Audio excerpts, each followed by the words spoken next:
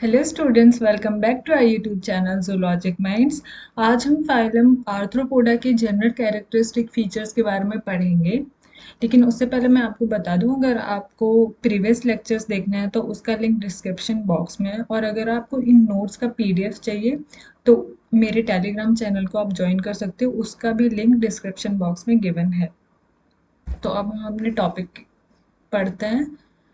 तो phylum arthropoda. अब arthro का मतलब होता है जॉइंटेड और पोडा का मतलब होता है लेग्स। तो इनमें क्या होते हैं कि जॉइंटेड लेग्स प्रेजेंट होते हैं। ये इनका एक इम्पॉर्टेंट फीचर है।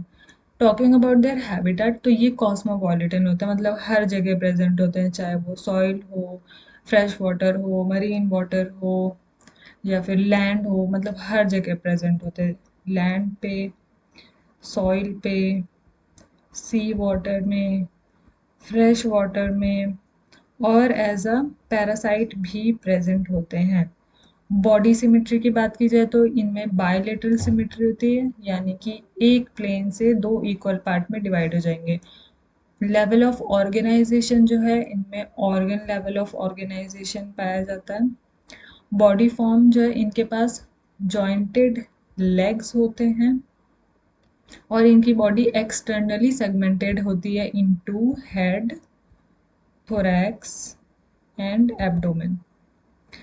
बॉडी वॉल की बात की जाए तो इनमें एक thick chitinous non living cuticle present होती है, जो कि एज अ एक्सोस्केलेटन काम करती है। बॉडी लेयर की बात की जाए तो ये ट्रिप्लोब्लास्टिक एनिमल्स होते हैं। डाइजेस्टिव ट्रैक्ट इनका कंप्लीट टाइप का होता है, यानी कि माउथ और एनस दोनों के लिए ओपनिंग अलग अलग होती है। एलिमेंट्री, अब इनका जो डाइजेस्टिव ट्रैक्ट है वो तीन पार्ट में डिवाइडेड होता है। पहले सबसे फोरगट जिसको बोलते हैं हम लोग स्टोमोडियम, मिड गट जिसको बोलते हैं हम मीजेंट्रॉन, एंड हाइंड गट जिसको बोलते हैं हम प्रोक्टोडियम। ब्लड वास्कुलर सिस्टम की बात की जाए तो इनमें open type of blood vascular system होता है। इसका मतलब कि ब्लड के फ्लो के लिए कोई भी डेफिनेट वेसल्स नहीं प्रेजेंट होती हैं। Blood does not flow in definite vessels. किस में प्रेजेंट होता है फिर ब्लड? कुछ इरेगुलर स्पेसेस होते हैं जिनको हम लैक्यूने या फिर साइनसेस बोलते हैं, उन्हीं में ये सारे ब्लड भरे हुए रहते हैं। रेस्पिरेटरी ऑर्गन बहुत सारे होते हैं, इनमें गिल्स होते हैं, बुक गिल्स होते हैं, ट्रैकिए होते हैं, या फिर बुक लंग्स भी पाए जाते हैं इनमें रेस्पिरेशन के लिए। एक्सक्रीटरी ऑर्गन्स इनमें ग्रीन ग्लैंड होते हैं जिनको हम एंटीनरी ग्लैंड भी बोलते हैं, या फिर मार्पीगियन ट्यूब्यूल्स होता है, या फिर किसी किसी में कॉक्सल ग्लैंड्स भी एज अ एक्सक्रीटरी ऑर्गन पाए जाते हैं। नर्वस सिस्टम इनका बिल्कुल एनिलीडा की तरह होता है। जैसे एनिलीड्स में हमने देखा था कि एक नर्व रिंग प्रेजेंट होती है और एक नर्व कॉर्ड होती है जो कि डबल होती है, सॉलिड होती है, और वेंट्रल मिड वेंट्रल पोजीशन होती है उसके उसके बीच बीच में बहुत सारे सेगमेंटल गैंग्लियाज प्रेजेंट होते हैं, और एक सेरिब्रल गैंग्लिया भी होते हैं जो कि एज अ ब्रेन वर्क करती है। सेंस ऑर्गन्स की बात की जाए तो इनके पास एंटीने प्रेजेंट होते हैं और कंपाउंड आईज प्रेजेंट होती है, जो कि क्या डेवलप कर लेती है? मोज़ेक विजन डेवलप कर लेते हैं। अभी मोज़ेक विजन क्या होता है भाई, इसके लिए हम पूरा एक अलग से लेक्चर देखेंगे, विजन इन आर्थ्रोपोड्स के बारे में।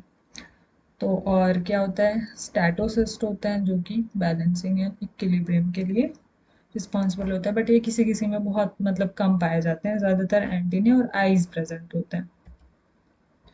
सीलिया टोटली एब्सेंट होते हैं, ये इनका बहुत इंपॉर्टेंट फीचर है आर्थ्रोपोड्स का। सीलियाज इनमें एब्सेंट होते हैं। अब इनके मूवमेंट के लिए लेग्स प्रेजेंट है तो सीलिया का क्या ही काम है, तो इसलिए वो एब्सेंट होते हैं।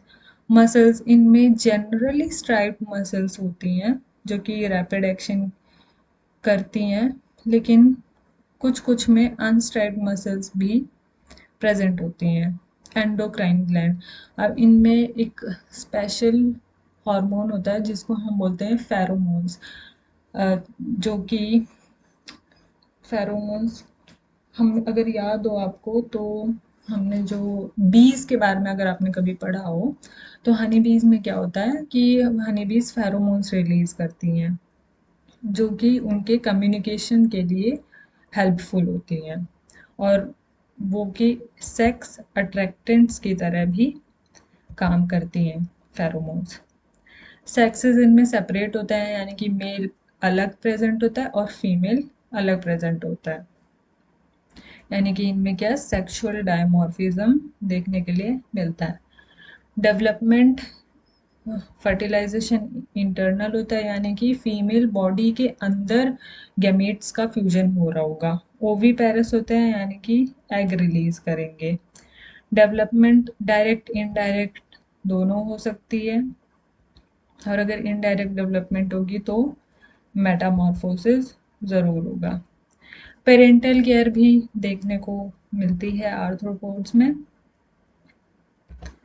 पार्थिनोजेनेसिस, अब पार्थिनोजेनेसिस क्या होता है कि एग में कोई फर्टिलाइजेशन नहीं हुआ है, बिना फर्टिलाइजेशन के ही हम पूरा एक ऑर्गेनिज्म को डेवलप करा दें उसको बोलते हैं पार्थिनोजेनेसिस। मतलब ओवम से वो ऑर्गेनिज्म जो है वो डेवलप होता है। अब ये किस में, जैसे ये भी हनी बीज में ही देखने को मिलता है।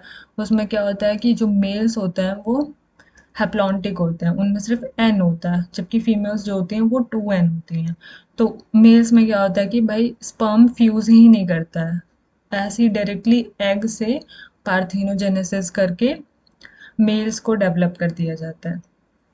अब आर्थ्रोपोड्स का यूनिक फीचर्स क्या हैं? जॉइंटेड अपेंडेजेस पाए जाते हैं इनमें, थिक एक्सोस्केलेटन होता है, कंपाउंड आइज होता है for the mosaic vision, haemocoel present होता है, एंटीनरी ग्लैंड यानी कि ग्रीन ग्लैंड्स प्रेजेंट होते हैं, Malpighian tubules and coxal glands for the excretion are present.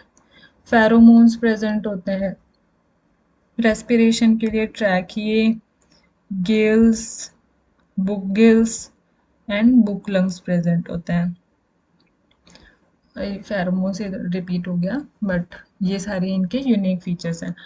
अब एनीलीड्स के कंपेयर में इनमें एडवांसमेंट क्या देखी गई है कि भाई इनमें हेड जो है वो अलग हो गया है, इनका एक्सोस्केलेटन डेवलप हो गया है और इनमें जॉइंटेड अपेंडेजेस पाए जा रहे हैं for the different different functions.